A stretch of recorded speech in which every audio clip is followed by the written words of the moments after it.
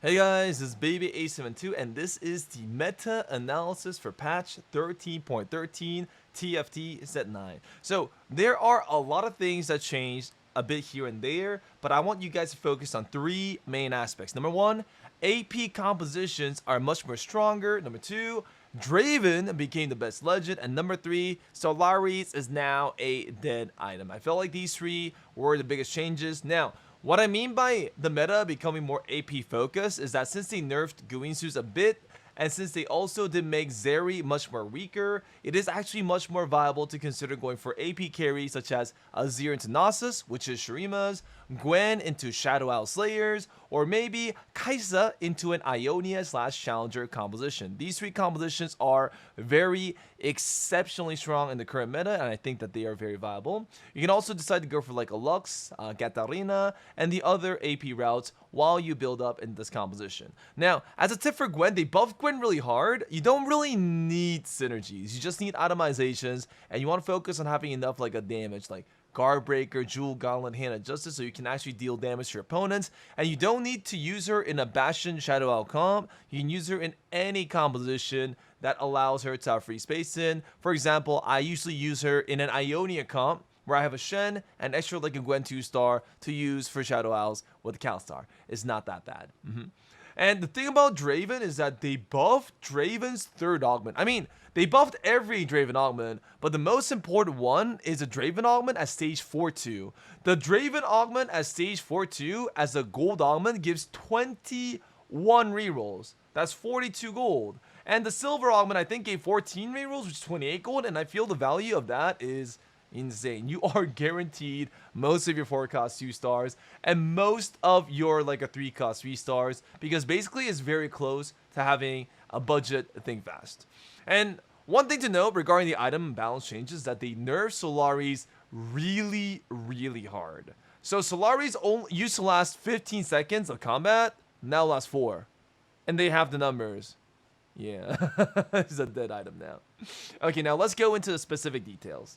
Okay, now we're gonna look into the patch notes. As you can see, they did lower player damage a bit on stage 4, but that's not really gonna affect the gameplay like too much. It's not gonna make loss streaks that much more viable. At best, it's one more loss or not, so we don't need to worry about this too much. Okay, so here we can actually notice that a lot of 6-8 synergies are stronger. So we can see the challengers, 6-8 challengers, or maybe the 9 Ionias. So they want it to be more rewarding for people to get a full vertical like synergy online. They did nerf Bastions too, and I did check. The Bastions are much more squishier. It is actually preferred to go for a different front line because Bastions in general don't really have that much more damage. So if you go for a tank line that's not super tanky and doesn't buy enough time, it's going to be very hard to maintain a good win streak. So Bastions also seem very hard to use. The T-Hex becoming much more weaker than it used to be, but still having a T-Hex is a very powerful composition. I still think tilt overs,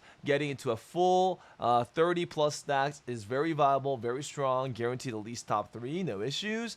Shurima's also got much more strong as well too. They get a bonus like a healing pulse during their ascension timing, and the 7 and 9 synergy. So going for a vertical Shurima setup is very nice. As I said earlier, Azir and NOXUS is really good in this meta because they nerf most of the other alternative options, while NOXUS and Azir stays the same. So going for this route is not that bad either too. They made Slayer stronger so that their bonus like a damage is much more viable. That makes level 6 rerolls into a Zed Kled combination much more better as well too.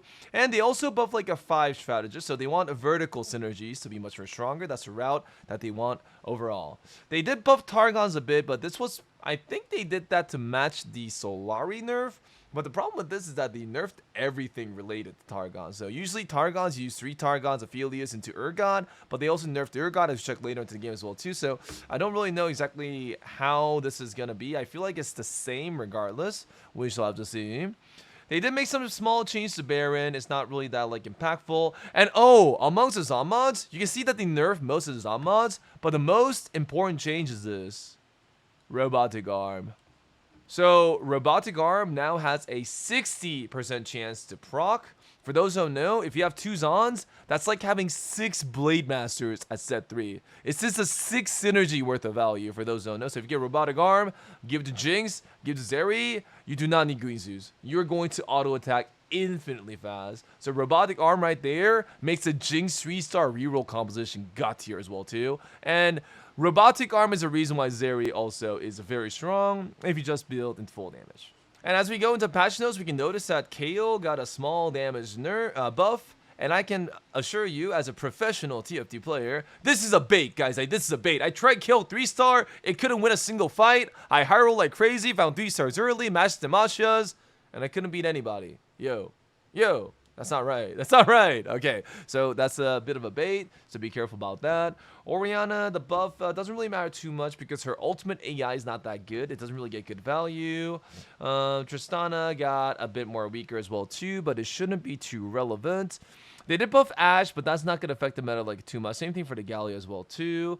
Kled is also slightly weaker, but that shouldn't matter too much as well. I think they want the Master Slayers becoming like a buff as well too. They did like a nerf Tally and Teemo, but I've said that Tally and Teemo with 2 healthy, the augment is still very powerful. It still guarantees you first, so I don't think that's that bad too whatsoever. They also nerfed Echo a bit, but it wasn't like a super relevant. Garen nerf, however, seems very severe. I don't think Garen is viable as a carry anymore, and forcing Garen is not going to be good in most compositions. I also find Garen useless as a standalone unit without itemization. So Darius 2 and Garen 2, if you don't itemize them, they don't really perform that well. That's for sure.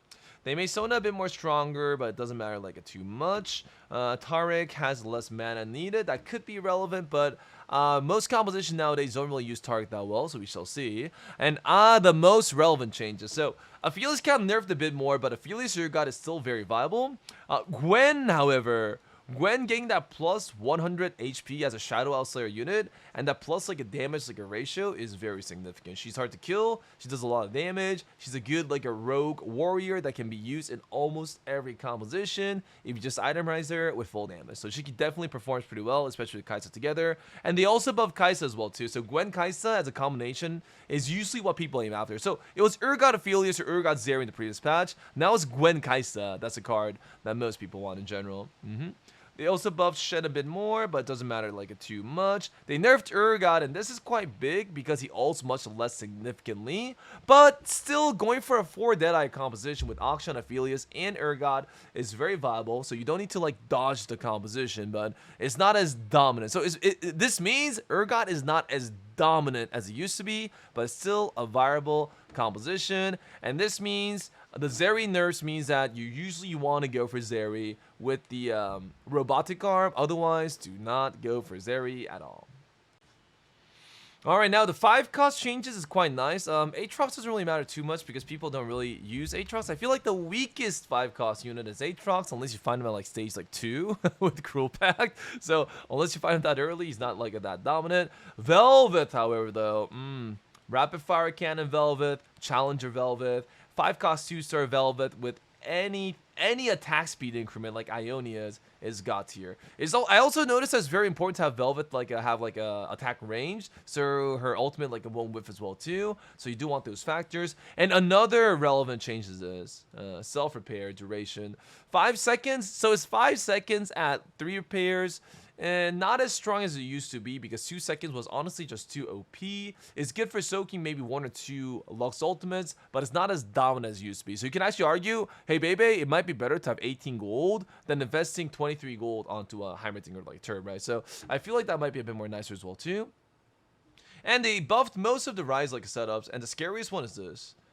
Bandle City. So Bandle City might be the least impactful, so that's the one that pulls your bench unit onto the board. But I tried this with 6 Invokers, and he just ults instantly non-stop. So against composition like Lux comps, right, where Lux ults 1 unit down at a time, you can just summon an infinite number of 4 or 5 cost 1 stars that can like soak all the ultimates in. So I do have to say that Bandle City became much more fun for sure, and Invokers is when you want to like abuse the Rise strat as well too. So those are definitely some big like changes.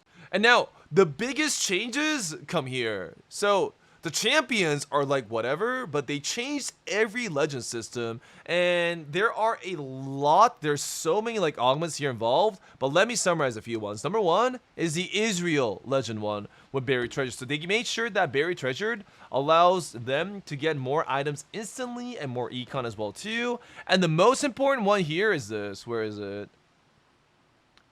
Ah, yes. Rolling for Days. That's the DRAVEN's third and last legend augment. So now, a silver Rolling for Days used to give 10 rerolls. Now it gives 14.